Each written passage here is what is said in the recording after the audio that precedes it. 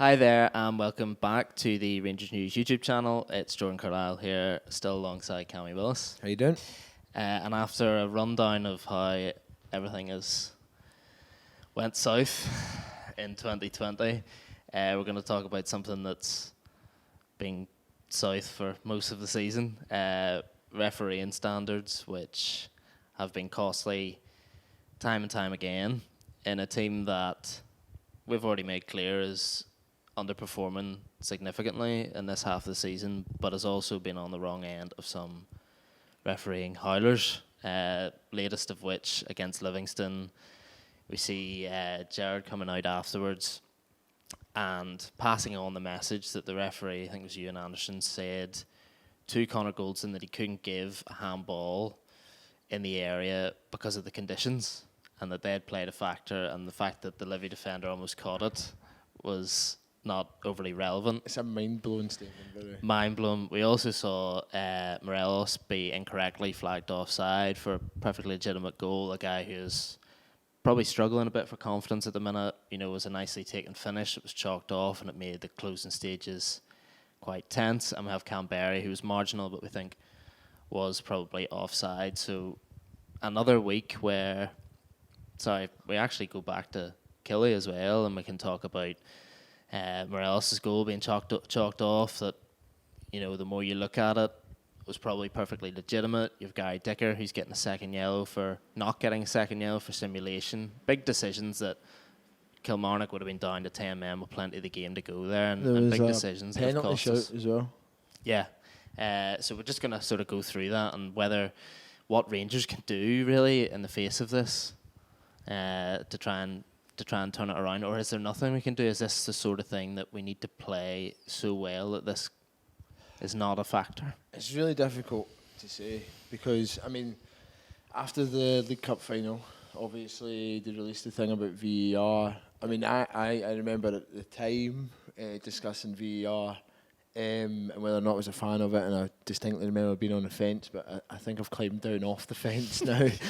I think we should stop talking about its like suitability for Scotland and start talking about how we're going to make it work. I think it should become an inevitability instead of a possibility. I think that the decisions, right, again, touching on what you said about Rangers underperforming, take nothing away from that. Rangers haven't been performing, but even like if you talk about individuals like Morelos, in the last two games he scored two perfectly good goals, which have been chalked off. Against Kilmarnock, obviously he gets a yellow card for diving. Gary Dicker doesn't. I don't know how.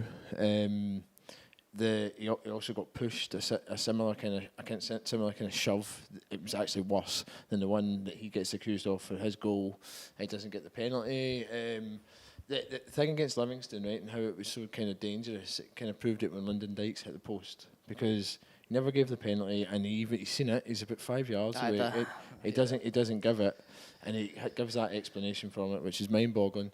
And then it nearly cost us 2 points. You know what I mean? Again, we weren't good enough. I mean, we should be playing better, and then these situations won't arise. But at the end of the day, you're looking for the officials to apply the laws correctly and fairly.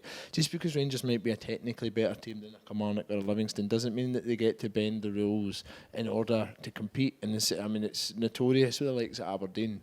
But not taking away from how poor Rangers have been, what can we do to do this? Should we be more aggressive? I mean, I think so. I mean, we're generally quite timid at the end of press conference. I think Steven Gerrard's very wary of the press spinning his words. I remember back at his first ever Premier League game against Aberdeen, he said something and it pushed this kind of conspiratorial narrative from the press, and they're not in the mainstream press isn't exactly always on Rangers' side either when it comes to these things. So I mean, they're wary of it, but we need to put some pressure back on them, I think, because the more and more these decisions happen, and they're happening with ever increasing consistency, excusing the fact that it's running parallel to our poor form, we need to be more aggressive to make sure that referees are being briefed and make sure that referees that when referees are making mistakes, it isn't going unnoticed, and it is being met with an anger from Rangers, which I don't think many fans are seeing. Whether or not it's happening behind the scenes, I don't know, but I think fans want to see more a more aggressive approach from Rangers. I think sometimes Scottish football is quite unique in the fact that you'll have, over the course of the season, clubs making statements and saying, this about the SFA, or Rangers will make a statement, Celtic will make a statement. Sometimes for me, I'm not sure at the end of the day, other than placating fans, how much that actually achieves. But I do think, in terms of a fine, a personal fine or something that Jared might have to incur after a game, it must be very, very hard for him to bite his tongue in those situations when he can see in front of him his team being robbed of decisions, whether that be penalties, bookings, red cards for opposition, that sort of stuff. Because I think it goes further than just, a stonewall handball in the box that should be given a penalty. It's also smaller incidents. And things like when Bobby Madden was doing the Hibs game the other week, and Lewis Stevenson proper went full WWE, or else he doesn't even get booked. It's a fact that, so I think everyone understands that referees can make a mistake. It's just the fact that it's so consistent, as you say, that things are going against Rangers. It's not very often that you'll look at something and be like, oh, Rangers got away with that. I think probably the most recent exception to that would be Connor Goldson at Hamilton, because he nearly caught one. I nearly grabbed it in his arms. Yeah, and he wasn't, penalised for that. But it's the consistency, and it's also the explanations behind it. You cannot say the referee is standing there on the edge of the box, looking at the ball come down and be controlled on the arm, and he's saying, I can't give that because of the conditions. It doesn't make any sense. It does not make any sense. And so it's whether there's no explanation, or when there is an explanation, it's not good enough. And you have obviously the costly, as you say, League Cup final, Julian being offside. You have the penalty at Aberdeen during that run of fixtures, which was near perfect from Rangers' point of view, but slipped up there. They could emerge from that 3-2 even in an even better position going into the winter break, and it's tough to take. I mean, the John Beaton was referee on Wednesday night. Come on, he never gave the thing about Aberdeen. I mean, I do think he's genuinely hesitant to give big decisions against Rangers. I'm not trying to say that it's like a conspiracy or there's anything like that against Rangers. I just think that there's been so much pressure heaped on the man after the Morelos thing, that I think that he's hesitant, and it's easier. It's a quieter life. Really, unless the thing's an absolute blatant stone waller to sit on the fence, and I think that I think that it affects his decision making when it comes to Rangers, which is a shame. Do you know what I mean? It is a shame, and he doesn't referee matches with the right kind of authority. And talking about the Bobby Madden one, against Hibs, there was the same one. There was something similar against Tavernier, where I think it was Rory McKenzie in the Kilmarnock match. Just an absolute carbon copy, which he wasn't penalised for. It's frustrating. I don't want to direct the frustration from our ongoing performances and recent results onto referees, because I believe that would be misplaced. But I think that there is a discussion to be had, and what was talking about placating fans, etc. Yes, absolutely. I think that's an element of it. But something surely has to be done. It cannot continue with this standard of refereeing. It cannot continue with this level of mistakes, particularly when you consider what's on the line. Going forward, I think that the only answer really now is VAR, and I think that we should be moving the club and Scotland, Scottish football in general, should be moving quicker to implement this for the start of next season.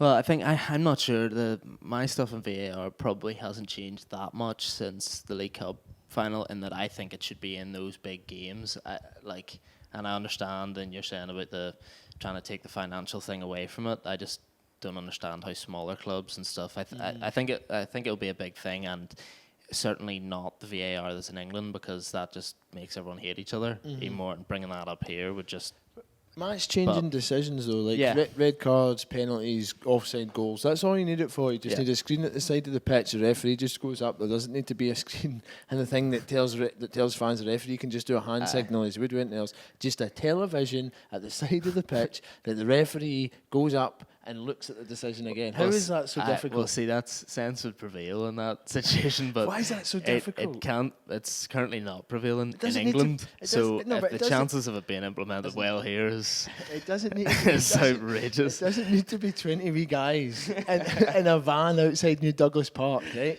It doesn't need to be. It can just be a television at the side of the pitch so the referee can go and review the decision to ensure that he's made the right one.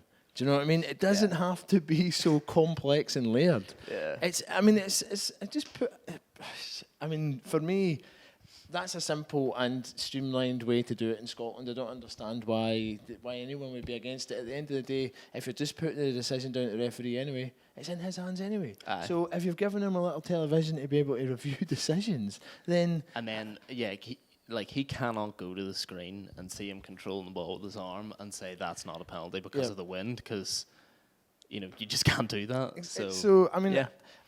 If at that lower level and people talking about costs, etc., and how to implement it, you don't need that many bodies. You might need a controller that's been able to rewind, etc., the decision whilst the referee's watching it. But I don't understand why it needs to be so high tech.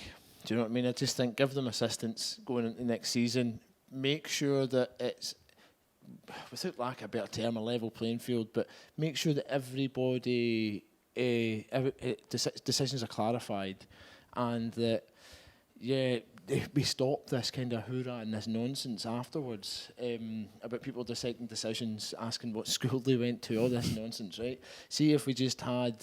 the referee's decision final, but an extra layer of assistance. I think that would help.